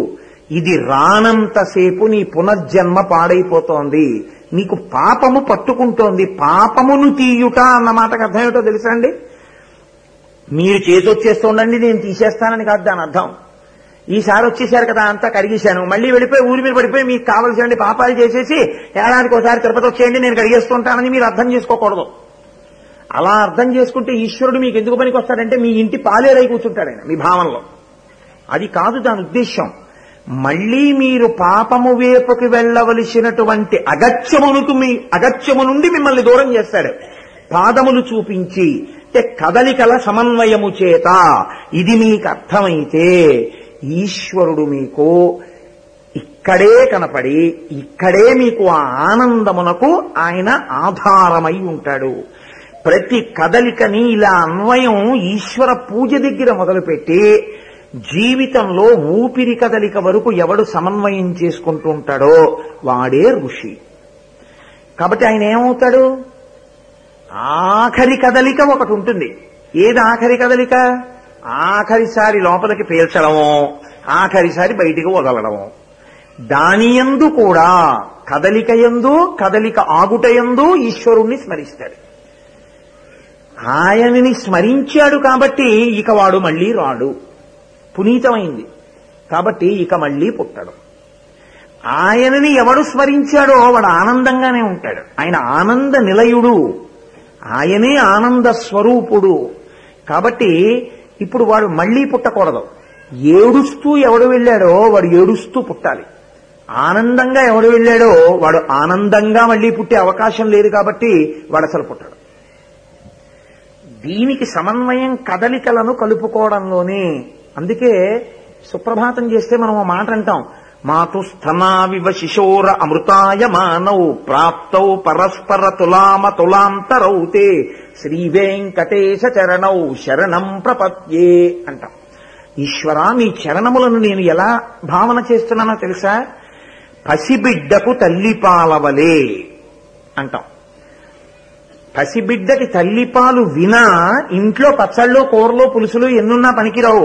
అమ్మ ఒక్కతే, అమ్మ పాలే వాడికి ధారకము పోషకము. ఈశ్వర నేను గట్టెక్కడానికి మళ్లీ ఇందులోకి రాకుండా ఉండడానికి జీవయాత్రలో బడలిపోయిన నాకు పూర్ణమైన విశ్రాంతి. తల్లిపాలు బిడ్డడికి పోషకమైనట్టు నీ పాదములు నాకు పోషకము. ఇది తెలిసి శరణాగతి చేయడం. ఇది తెలుసు కానీ నేను పట్టుకోలేకపోతున్నాను, నాకు కామక్రోధాలు అడ్డొస్తున్నాయి, వీటిని మీరు తొలగించి నన్ను మీవాణ్ణి చేసుకోండి. మీ బలహీనతని మీరు ఈశ్వరుడికి చెప్తే శరణాగతి. నా అంత మనగాండి నేనండి, మీరు నన్ను ఆదుకునేది నేను మిమ్మల్ని పొందగలను అనుకున్నారనుకోండి, సాధన యందు మీరు అలా ఉండగలిగితే మంచిదే. ఉండలేకపోతే అథవా మిమ్మల్ని పాడు చేస్తున్నది మీరు ఈశ్వరుడికి చెప్పుకోవాలి అత్యంత వినయంతో. అందులో ఇంకా ఏమీ కాపక్ష్యం లేకుండా చెప్పుకోవాలి. ఈశ్వర ఇంత వయస్సు వచ్చింది, ఇదిగో ఇదొక్కటి నన్ను వదిలిపెట్టట్లేదు, ఫలానా దోషం నన్ను పట్టుకుంటోంది, పరుల యొక్క ద్రవ్యముల యందు అనురక్తి నాకు పోలేదు, ఈశ్వర నాకు ఈ అనురక్తి పోగొట్టు అని మీరు ఈశ్వరుణ్ణి అడగాలి. అడిగాడు దుర్జటి వెళ్ళి. రోషీరోయదు కామినీ జనుల తారుణ్యోరు సౌఖ్యంబులన్ బాసీబాయదు పుత్ర మిత్రధన సంపద్భ్రాంతి వాంఛాలతల్ కోశీకోయదు నామనంబకట నీకున్ ప్రీతిగా సక్రియల్ చేసీ చేయదు దీని తుళ్ళన చవే శ్రీకాళహస్తీశ్వర అని అడిగాడు. అది శరణాగతి. కానీ నోటితో ఉట్టినే మైకట్టుకుని శ్రీ వెంకటేశ చరణం శరణం ప్రపద్యే మంచిదే, కానీ అందులో ఉన్న భావనను సమన్వయం చేసుకుంటే శరణాగతి. శరణాగతి నోటితో చదివింది శరణాగతి కాదు, నీ బలహీనతని నువ్వు అంగీకరించి చేసింది శరణాగతి. కాబట్టి ఈ భావన పట్టుకున్న వాడికి ఏమవుతుందో తెలుసా అండి? ఆ ఈశ్వరుని యొక్క దివ్యత్వము లోపల దర్శనమై ఒక పొంగు కలుగుతుంది. ఆ పొంగు కలిగిన వాడున్నాడే, ఆ ఋషి ఉన్నాడే, ఆయన మాటలు ఈశ్వరుడి గురించి చెప్పినవి ఒకలా ఉంటాయి. ఆ స్థాయి పొందని వాడు ఉంటాడే, వాడు మాట్లాడిన మాటలు ఇంకొకలా ఉంటాయి. అందుకే మీరు చూడండి, అన్నమాచార్య స్వామి వారు వెంకటేశ్వర స్వామి వారి దర్శనం చేశారు. ఆయన దర్శనం చేసినా అంతే, ఇలా పాదములు చూపించే దర్శనం ఇచ్చారు. ఆయన దర్శనం చేసుకుని బయటకు వచ్చి ఏమన్నారో తెలుసా అండి? పొడగంటిమయ్యా మిమ్మో పురుషోత్తమ. మీ పొడ అంటే మిమ్మల్ని చూశాం ఇన్నాళ్ళకి ఈశ్వర, పురుషోత్తమ నిన్ను చూశాను, నువ్వు ఎలా ఉన్నావు నా కంటికి, నువ్వు నాకు ఎలా కనపడ్డావు అన్నదానికి ఆయన కొన్ని ఉపమానములు చెప్పారు. నాకు ఈశ్వరుడు ఇలా కనపడుతున్నాడు అని చెప్పారు. కోరిమమ్మునేలినట్టి కులదైవమా అన్నారు. కోరిమమ్మునేలినట్టి ఏమిటండి? నేను అయ్యో జీవితంలో నాకు ఎవరో ఒక మంచి పరిపాలకుడు దొరికితే దానివల్ల నేను హాయిగా రక్షణ పొందుతానని నేను పరిపాలకుడు ఉన్న దగ్గరికి వెళ్ళాలా? పరిపాలకుడు ఏమాయి నిన్ను నేను పరిపాలిస్తే నువ్వు బాగా ఉంటావు, నా దగ్గరికి రావోయని పరిపాలకుడు మిమ్మల్ని బతిమాలి తన దగ్గర పెట్టుకుని మిమ్మల్ని పరిపాలిస్తాడా? ఏది సత్యం? మీకు రక్షణ కావాలి, మీరు సమర్థుడైన పరిపాలకుడి దగ్గరికి వెళ్ళాలి. అంతేగాని అసమర్థుడైన పరిపాలకుడి దగ్గరికి వెళ్తే ఆయన ఏం రక్షిస్తారు మిమ్మల్ని? కాబట్టి సమర్థుడైన పరిపాలకుడి దగ్గరికి వెళ్ళడం మీ కర్తవ్యం, రక్షణ కావాలనుకుంటే. అన్నమాచార్యులు వారు ఏమంటున్నారో తెలుసా అండి? మేము కాదు వచ్చింది, నువ్వు పిలిచావు రా నిన్ను రక్షిస్తానని. కోరిమమ్మునేలినట్టి కులదైవమా, మమ్మల్ని పరిపాలిస్తానని పిలిచి మరీ దగ్గర పెట్టుకుని పరిపాలిస్తున్నవాడా? అంటే కదలడమే తప్ప కదలికలను ఎలా సమన్వయం చేసుకోవాలో తెలియక పాడైపోతున్న మమ్మల్ని ఇలా కదలండని మా కదలికలకి ఒక సమన్వయాన్ని నేర్పుతున్నవాడా? కాదు కాదు, నిజానికి ఆయన అలా చేశాడు ఒక చోట. అందుకే గోవిందా అని అంటాం. వెంకటేశ్వరుడి దగ్గరికి వెడితే ఎవరు వెంకటేశ్వర వెంకటేశ్వర అందరూ, ఏడుకొండలవాడ వెంకటరమణ గోవిందా గోవింద, అలా పల్లకి బయలుదేరితే గోవిందా గోవింద. గోవిందా ఎందుకంటూ ఉండడం అంటే ఒక్క గోవిందుడిగా ఆయన పట్టాభిషేకం పొందినప్పుడు ఒక చమత్కారం జరిగింది. ఆయనే పిలిచాడు, ఒరే మిమ్మల్ని నేను రక్షిస్తాను రండిరా అన్నాడు. వీడేం రక్షిస్తాడు రా అని అపనమ్మకం పడ్డాం. ఎప్పుడు జరిగింది? ఈ ఉరుములు ఈ మెరుపులు ఈ యశనుల ఘోషములను ఈ జలధారలు ఈయాన మున్నెరుంగము కుయ్యాళింపగదయ్య గుణరత్న నిధి అన్నారు గోపాలబాలు వెళ్ళి. పెద్ద వాన ఇంద్రుడు ఎలిగి కురిపించాడు, చచ్చిపోతున్నాం, కృష్ణా కృష్ణా మమ్మల్ని రక్షించవా అన్నారు. ఈశ్వరుడి రక్షణ అంటే ఎలా ఉంటుందో తెలుసా అండి? ఈశ్వరుడు రక్షించాలనుకున్నప్పుడు ఈశ్వర సంకల్పమే మీకు రక్ష. మళ్ళీ మీకు ఇంకోటి ఏదో తీసుకొచ్చి ఆయన రక్షించరు. ఆయన శివ సంకల్పమస్తు, నేను నిన్ను రక్షిస్తున్నాను అంటే రక్షింపబడతారు. కాబట్టి ఇప్పుడు ఆయన ఏం చేశాడు? ఏదో పట్టుకొచ్చి ఒరే ఒరే ఒరే రండి తుఫాను విశ్రాంతి కేంద్రంలోకి వెళ్ళిపోదాం మనందరం అని తీసుకెళ్లలేదు. బాలుండాడుతునాత భత్రమని సంభావించి పూగుత్తి కింగేలం దాల్చిన లీలలే నగవుతో కృష్ణుండు తానం మహాశైలం మున్వలకేల దల్చి విపుల ఛత్రంబుగా పట్టే తద్భీలాభృత్యుత దుశ్శిలాచకిత గోపీ గోప గోపంతికిన్. ఆడుకుంటున్న పల్లవాడు అలా పరిగెడుతూ చెంగల్వ పూల మొక్క దగ్గర నుంచి ఓ చెంగల్వ పువ్వుని నీటితో ఉంటుంది కాబట్టి ఇలా తుంపేసినంత హేళగా ఆ గోవర్ధనగిరిని పైకెత్తి చిటికిన వేలి మీద ఇలా పట్టుకున్నాడు. ఎన్నాళ్లు పట్టుకున్నాడు? 7 రాత్రులు 7 పగళ్ళు. నువ్వు ఎన్నాళ్లు బ్రతికినా 7 రాత్రులు 7 పగళ్లే బ్రతకాలి. ఎందుకంటే బతకడానికి ఆది సోమ మంగ బుధ గురు శుక్ర శని తప్ప 8వ రోజు లేదు. చక్రవర్తి అయినా చచ్చిపోవడానికి ఈ 7 రోజులు తప్ప 8వ రోజు లేదు. 7 రాత్రులు 7 పగళ్ళు అందరినీ కాపాడాడంటే కొండెత్తి ఎప్పటికీ నిన్ను కాపాడగలడు గోవిందా అని అనగలిగితే. అయితే ఆయన కొండెత్తి పట్టుకున్నాడు. వచ్చారా? వాళ్ళు రాలేదు. వాళ్ళు ఏమన్నారో తెలుసా అండి? ఏమన్నా పిల్లాడండో ఏమిటో వెళ్ళిపోతున్నారు కొండ కిందకి. ఆయన ఓ గంట మోసి అయ్యి బాబోయ్ అని వదిలేశాడు అనుకోండి, బయట ఉంటే అగో రాళ్ల దెబ్బలు తగులుతాయి, ఆ వడగళ్ళు తగులుతాయి, మహా అయితే ఎముకలు విరుగుతాయి. ఉన్నారుగా ఎముకల వైద్యులు పెడతాం, కట్లు కట్టుకుంటాం. కొండ వదిలేస్తే అసలు ఇక శరీరాలు కూడా దొరకవు. కాబట్టి వెళ్ళకండి అన్నారు. వెళ్ళకండి అంటే ఆయన ఏమనాలి? మీ కర్మ అవతల బొండ అన్నారు. ఆయన ఏమన్నాడో తెలుసా అండి? వీళ్ళని ఆయన బతిమాలాడు. బాలుండి ఇతడు కొండదొడ్డది మహాభారంబు సైరింపకాదాలండోజని దీని కింద నిలువంచింతింపకా బోలదు ఈ శైలాంబోనిధి జంతు కంజిత ధరా చక్రంబు పైపడ్డ నాకేలల్లారదు బంధులార నిలుడీ క్రిందన్ ప్రమోదంబునన్నాడు. అయ్యయ్యో నేను చిన్నపిల్లాన్ని, నేను కొండెత్తి పట్టుకున్నాను, కింద వదిలేస్తానేమో, మీకు ఇబ్బంది కలుగుతుందేమో అని మీరు బెంగ పెట్టుకోవద్దు. ఈ సమస్త బ్రహ్మాండములు వచ్చి ఈ కొండ మీద పడిపోయినా ఈ కొండ కదలదు, నేను పట్టుకున్నాను, నన్ను నమ్మండి, దీని కిందకి రెండని ఆయన బతిమాలాడు. ఆయన బతిమాలవలసిన వాడు, మనమా బతిమాలవలసిన వాళ్ళం? ఆయనని నమ్మం మనం. నన్ను నమ్మండి అంటాడు ఆయన. నన్ను నమ్మండిరా అంటాడు. ఈ చెయ్యి పెట్టి చూపించి ఒకనాడు గోవర్ధనగిరిని ఎత్తాను, నీకు నేనేమి ఇవ్వలేనంటాడు ఆయన. కోరిమమ్మునేలినట్టి కులదైవమా, ఇది మాకు పెద్దలు చెప్పారు, మా బుద్ధి గడ్డి తిని మేము నమ్మం. కోరిమమ్ము ఏలేవయా, మేము ఇంత రక్షకుడవైనా ఈశ్వరా నువ్వు మాకు శరణం అని త్రికరణ శుద్ధిగా అనం. నువ్వు మాత్రం అయ్యో ఒరే నేను రక్షిస్తాను రా నన్ను నమ్మండ్రా బుద్ధినిచ్చావుగా. అందుకని మనుష్య ప్రాణి నమ్మాలి, మేమేమో నమ్మం. ఊళ్ళో అన్నీ నమ్ముతాం, ఇది నిన్నొక్కడే నమ్మం. కాబట్టి కోరిమమ్ము నేలినట్టి కులదైవమా గారవించి దప్పి తీర్చు కాలమేఘమా. ఏమి మాటలండి అవి? అది వెంకటేశ్వర దర్శనమునందు నిజంగా రమించిన వాడి నోటి వెంట వచ్చే మాట అది. గారవించి దప్పి తీర్చు. ఎంత దాహం, నీళ్లు లేవు. అసలు చాలా మందికి నీళ్లు అందట్లేదు. 3 రోజులకు ఓ గంటే కొళాయి, పోసుకుందామంటే నీళ్లు లేవు. తాపం, చెమట, ఇంత బాధ. మీరు పిలిస్తే వచ్చిందా మేఘం? మీరు కృతజ్ఞత చెప్తారని ఆగిందా? మీరు సత్కారం చేస్తారు, పూలదండేస్తారని నిలబడిందా?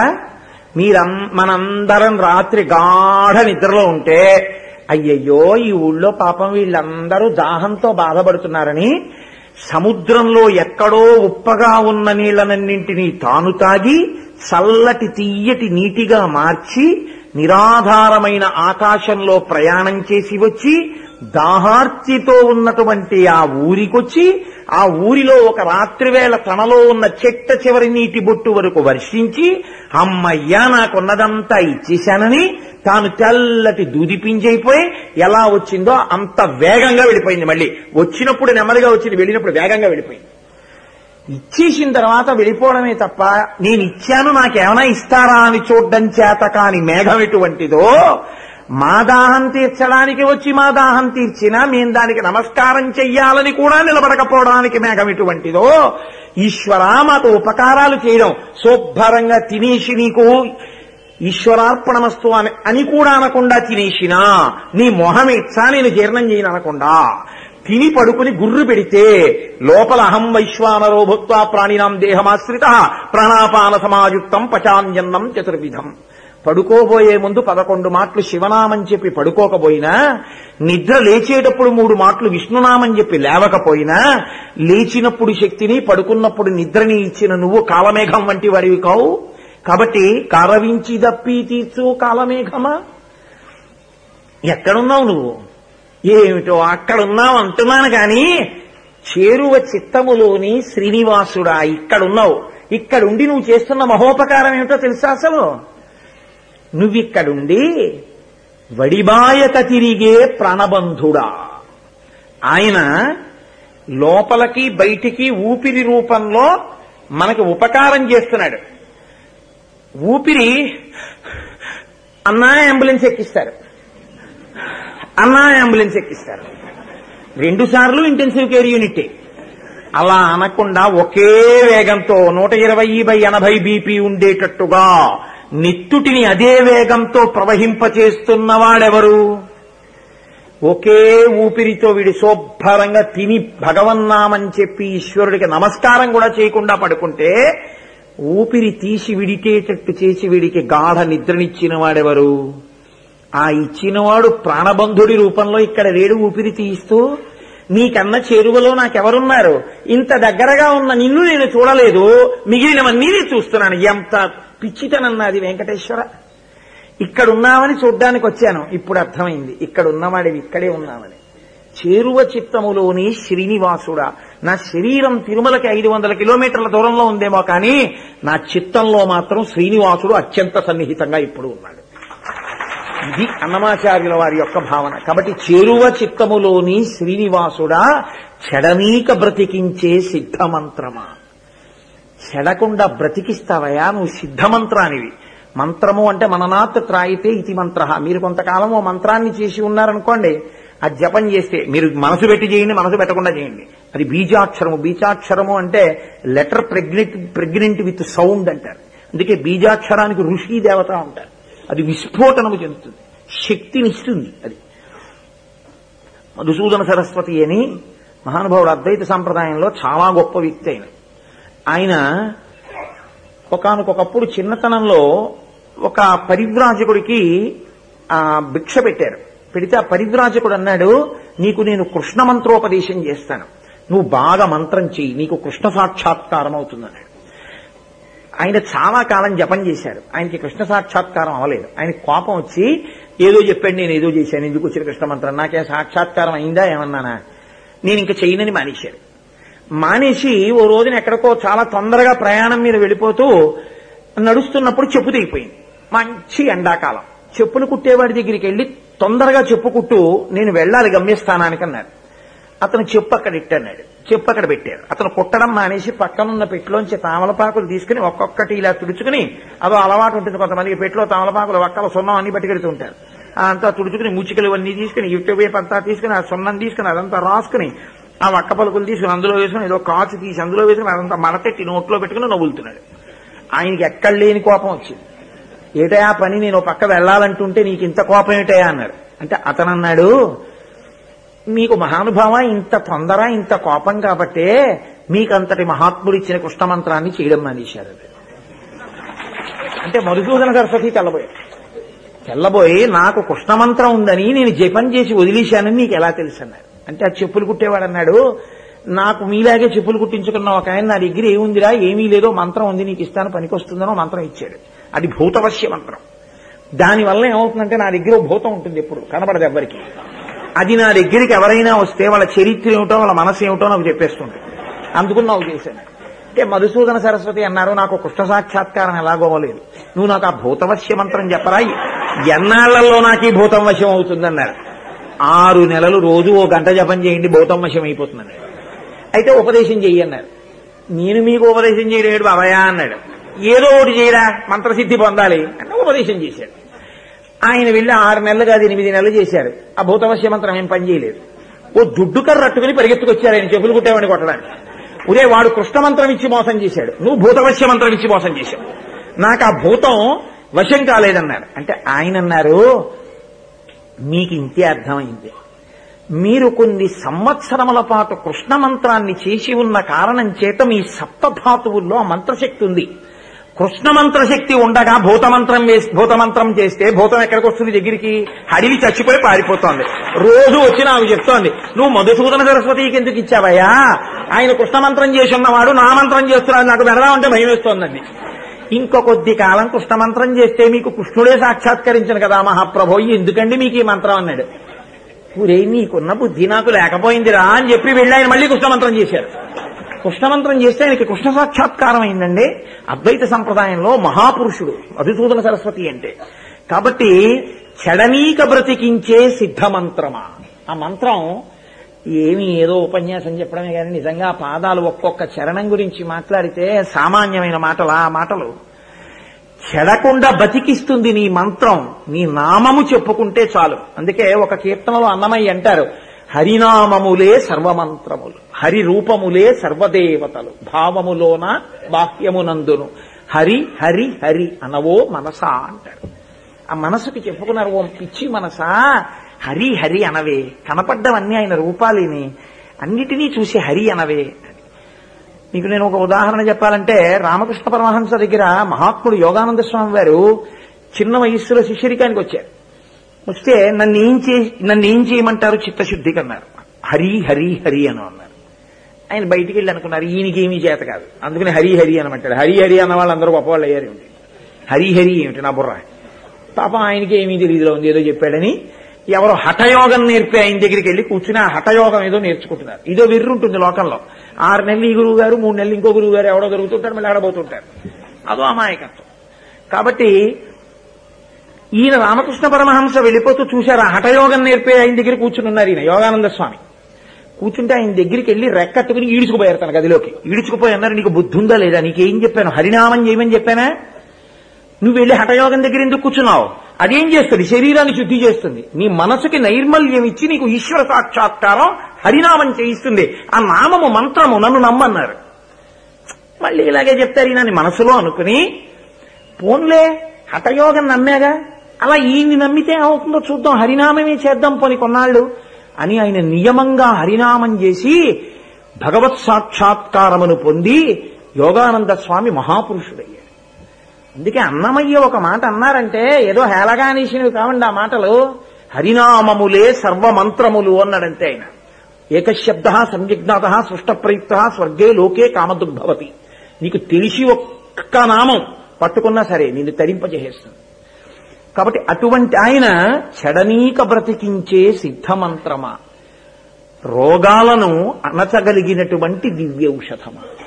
ఏమి భవరోగాన్నే పోగొట్టగలిగిన వాడు, సంసారమే నన్ను నమ్మిన వాడికి ఇక్కడ వరకు వస్తుందన్నవాడు మామూలు రోగం పోగొట్టడం పెద్ద లెక్క ఆయనకి, అదేం పెద్ద విశేషమా. ఈశ్వరానుగ్రహంతో బయటికి వచ్చిన వాళ్ళు నాకు ఎంతమంది తెలుసో లోకంలో, అంతమంది పరిచయం. నిన్నను కూడా ఎవరి గురించో చెప్తున్నారు కదా ఇక్కడ సభాముఖంగా, ఈశ్వరుణ్ణి నమ్ముకున్న వాడికి ఇబ్బంది ఏముంటుందండి అంటే, ఒకటి ఈశ్వరుణ్ణి నమ్ముకుంటే ఎప్పుడూ రోగం రాదా అండి అని అడగకూడదు. రోగం వస్తే గత జన్మలో చేసుకున్న పాపం పోతోందని సంతోషించగలగడం కూడా ఈశ్వరానుగ్రహం. నింద లేకుండా బొంది ఎలా పోతుందండి, ఏదో ఒకటి వచ్చింది పోవాలి. కాబట్టి ఒక స్థితికి వచ్చిన తర్వాత అపమృత్యు దోషం వద్దని ఎన్నాళ్ళు అనాలంటే మనవన్నీ చూసేవరకే. ఆ తర్వాత ఈశ్వర నీ నామస్మరణ ఎందు దీన్ని లయించి అని అడగాలి. అంతేగాని ఎప్పుడూ దీని నుంచే అంటే తనంత తాను తినలేడు, తనంత తాను విసర్జించలేడు, బతికున్నాడు, ఉపయోగం ఏమన్నా? ఎందుకది? అనాయాసైన మరణం వినా దైన్యైన జీవితం, అది అడుగుతారు అందుకే సనాతన ధర్మంలో. కాబట్టి చెడనీక బ్రతికించే సిద్ధమంత్రమా, రోగాలనచి రక్షించే దివ్యౌషధమా. అటువంటి తండ్రి నీవు వడిబాయక తిరిగే ప్రాణబంధుడా, అటువంటి వాడివి ఈశ్వర వెంకటేశ్వర, నీ దర్శనాన్ని పొందాను. నువ్వున్నావే, నువ్వు ఎక్కడో ఉన్నావని తిరుమలకు వచ్చాను. కాదు నువ్వు ఎక్కడున్నావో తెలుసా? చేరువ చిత్తములోని శ్రీనివాసుడా. తండ్రి నువ్వు ఇక్కడున్నావు అని అన్నవాడి పరిస్థితి ఏమవుతుందో తెలుసా అండి? మీరు అన్నమాచార్య అంటే నాకు ఇప్పుడు సమయం లేదు కాబట్టి నేను అవన్నీ స్పృశించను. అన్నమయ్య కీర్తనల యందు ఒక వైశిష్ట్యం ఉంటుంది. అదే పనిగా ఈశ్వర స్తోత్రమే కాదు ఆయన చేసింది. పరమ ప్రీతితో ఈశ్వరుణ్ణి ఊయలలో కూర్చోపెట్టి ఊపుతున్నటువంటి స్త్రీల యొక్క అందాన్ని ఆయన వర్ణించారు ఒక చోట. లాలను చున్ను పేరు లలనలిరు గడ్డలా, ఆవిడుండగా నేను పాడితే బాగుండదు. వాళ్ళు లాలి అంటే ఉయ్యాలలు ఊపారు. ఆ ఊయలలు ఊపిన కీర్తనలో ఆయన ఎవరిని స్తోత్రం చేశారో తెలుసా అండి? చిట్ట చివరి శ్లోకంలో కృష్ణ భగవానుడి గురించి చెప్పారు. ఆ కీర్తనంతా ఎవరి గురించి చెప్పారంటే, ఊయలకి కట్టిన బొమ్మ ఇలా కదులుతూ ఉండడం, వాళ్ళ యొక్క పవిట చెంగు తగులుతూ ఉండడం, వాళ్ళు సంతోషపడిపోవడం, వాళ్ళ నవ్వులు, దాని అంతరార్థం ఏమిటో తెలుసా అండి? ఎప్పుడూ నిరంతరం ఇక్కడే ఈశ్వరుడున్నాడన్న భావనతో ధ్యానం చేసి ఈశ్వర దర్శనమును ఇక్కడ పొంది సంతోషపడిపోయేవాడి స్థితి ఏదో అది లాలనుచును చేరు లలనలిరుగడల, అది ఆ ఊపు, ఆ ఉయ్యాల. అది అనుభవించిన వాడున్నాడే ఆయన దార్శనికుడు, ఆయన ఋషి. ఆయన వెంకటేశ్వర దర్శనం అంటే ఏమిటో, వెంకటేశ్వరుడు అంటే ఏమిటో చెప్పినవాడు. కాబట్టి సరే, ఇంతకీ ఎక్కడ ప్రారంభం చేశానంటే, పద్మాసనస్థయౌ పద్మావతీదేవి నిజవక్షమందున నిలుపుకొనుచు జనులకు తన చరణములే గతియని దక్షిణకరము పాదములు చూప, నా చరణములు నమ్మిన వారలకు ఈ భవాంబోధి కటిదగ్నమగునటంచు వామహస్తంబు కటిభాగమున నుంచి చూపరులకు సంకేతించుచుండా పరమ పావన శేష పర్వతము మీద అలరు ఆనంద నిలయమందునను నిలచి దివ్యమంగళ విగ్రహుండవ్యయుండు భక్త వరదుండు వెంకటేశ్వరుడు వేట్కా. ఆ భక్తితో ఆయన కదలికలని సమన్వయం చేసుకోవడం అన్నది ప్రారంభమైన వాడు మళ్లీ కదిలి పుట్టవలసిన అవసరం లేనటువంటి స్థితికి వెళ్లిపోతాడు. అక్కడ వరకు ఇవ్వగలిగిన వాడు, ఇంకా అది ఇవ్వగలిగిన వాడు ఈ మధ్యలో ఉన్న కోర్కెలు తీర్చడం పెద్ద లెక్క. ఏది ఇవ్వలేడు, ఏదైనా ఇవ్వగలడు.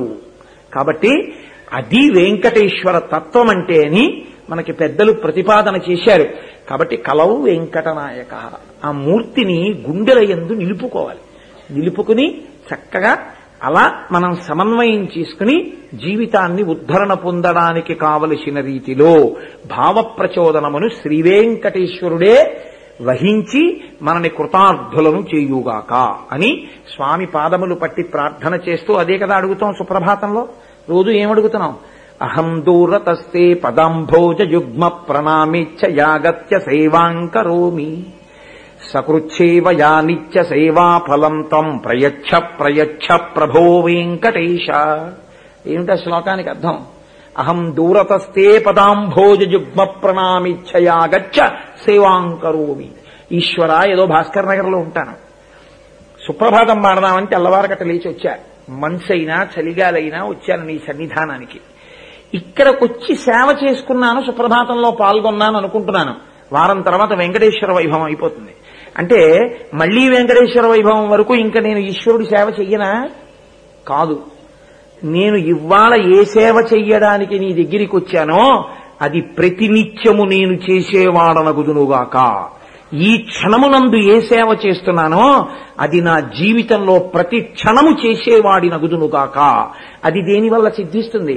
ఆ సమన్వయం చేత సిద్ధిస్తుంది. ఆ సమన్వయ శక్తి ఈశ్వర నీ నుండి నాకు కరుణింపబడాలి. అది నా అంత నేను పొందలేను కనుక నీవే నన్ను అనుగ్రహించి నాకు ఇయ్యి అని అడగడం. అహం దూరతస్తే పదాంభోజయుగ్మ ప్రణామిచ్చ యాగచ్చ సేవాంకరోమి సకృచ్ఛేవయా నిత్య సేవా ఫలం త్వం ప్రయచ్చ ప్రయచ్చ ప్రభో వెంకటేశ అని అడుగుతాం.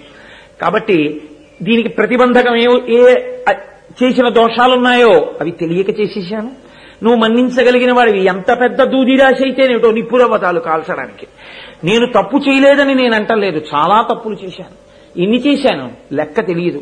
అజ్ఞానినామయా దోషాన్ అశేషాన్, ఎన్నో విహితాన్ హరేహే హరేహే, హరించగలిగిన వాడా క్షమస్వత్వం క్షమస్వత్వం శేషశైల శిఖామణి, నన్ను క్షమించి ఉదారుడవై అసారే సంసారే నిజ భజన దూరే జడధియా అంటారు శంకరాచార్యుల వారు. అలా నేను మగ్నమైపోయున్న నన్ను, నా తప్పులను మన్నించి పాపమనే ప్రతిబంధకాన్ని తీసేసి ప్రతి క్షణం నీ పాద సమన్వయంతో జీవించగలిగిన నిజమైన బ్రతుకును నాకు నీ అనుగ్రహంగా కృప చెయ్యి అని ఎవరు అడుగుతారో వారికి వెంకటేశ్వరుడు ఇచ్చేటటువంటి గొప్ప బహుమానం ఇహమునందు హాయిగా ధార్మికంగా జీవించగలగడం, శరీరము పడిపోయిన తరువాత ఆయన యందే లీనమైపోయేటటువంటి స్థితిని పొందగలగడం.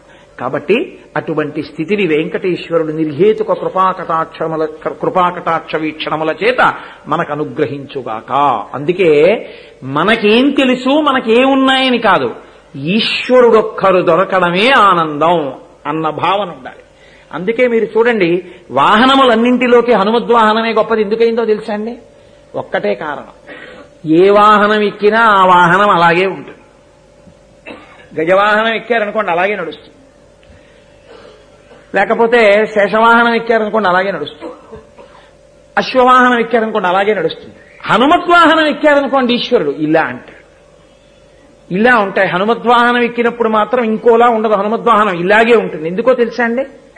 మీరు చూడండి, మీరేదో చిన్న ఉపకారాన్ని కోరుకున్నారనుకోండి, నేను చాలా పెద్ద ఉపకారం చేసేసాను అనుకోండి, అయ్యా ఏదో నాకు కొంచెం నెలకేవో 1000 రూపాయలు 2000 రూపాయలు వచ్చే ఉద్యోగం ఏదైనా ఇప్పిద్దరు, ఒక్క 6 నెలలు అలాంటి ఉద్యోగం ఏదైనా ఇప్పిస్తే ఎక్కడన్నా ఉద్యోగం వెతుక్కుంటాను అని మీరు అన్నారనుకోండి.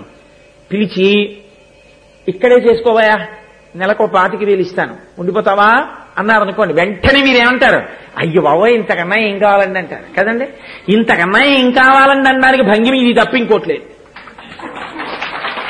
ఇంతకన్నా ఏం కావాలండి అన్నది, స్వామి నువ్వు నా భుజాల మీద కూర్చోవడం, నా గుండెల్లో కూర్చోవడం, నా మస్తిష్కంలో ఉండడం కన్నా నాకేం కావాలన్నాడు ఆయన. ఎవరు? మహానుభావుడు.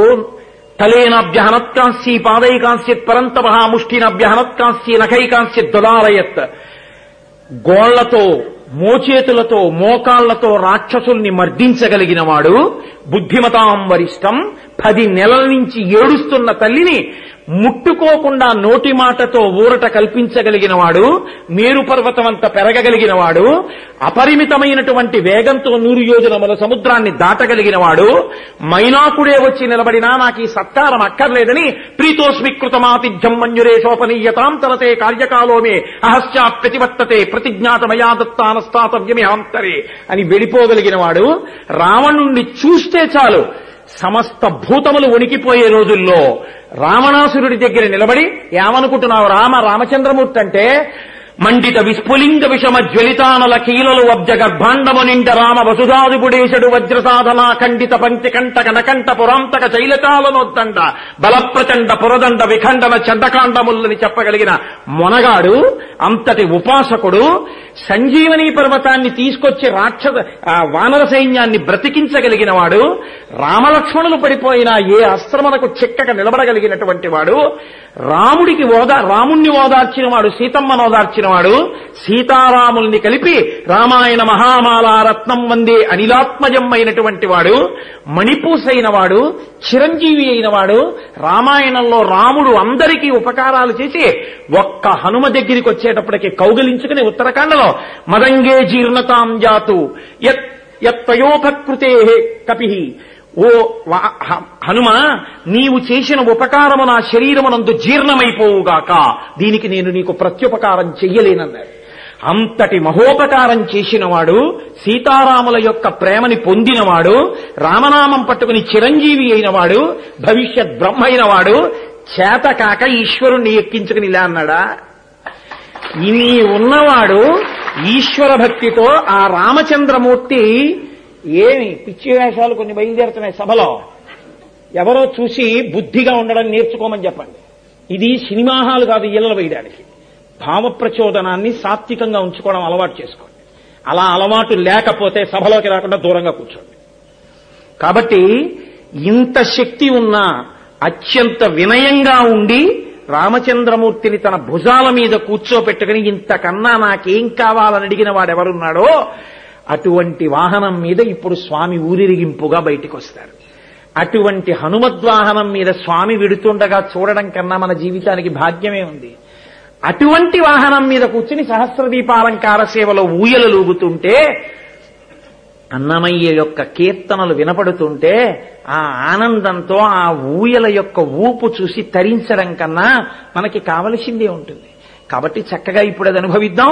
రేపటి రోజున బాగా జ్ఞాపకం పెట్టుకోండి, అందరికీ అవకాశం ఈశ్వర సేవలో ప్రత్యక్షంగా కల్పించడం కోసమే రేపు సాయంకాలం పూలతో పంచకట్టడం ఆప్ చేసి గంధంతో పంచకట్టడం అన్నది ఏర్పాటు చేశాం. అందరూ తమ శక్తిని ఉపయోగించి సుప్రభాత దర్శనంకి వచ్చినప్పుడే తెచ్చేసుకుని సుప్రభాతం అయిపోగానే ఎక్కడి వాళ్ళు అక్కడ కూర్చుని జరిగే క్రతువు జరుగుతుంటుంది. కళ్ళటు పెట్టండి, చేతులతో గంధం తీద్దాం. నేను తీస్తాను.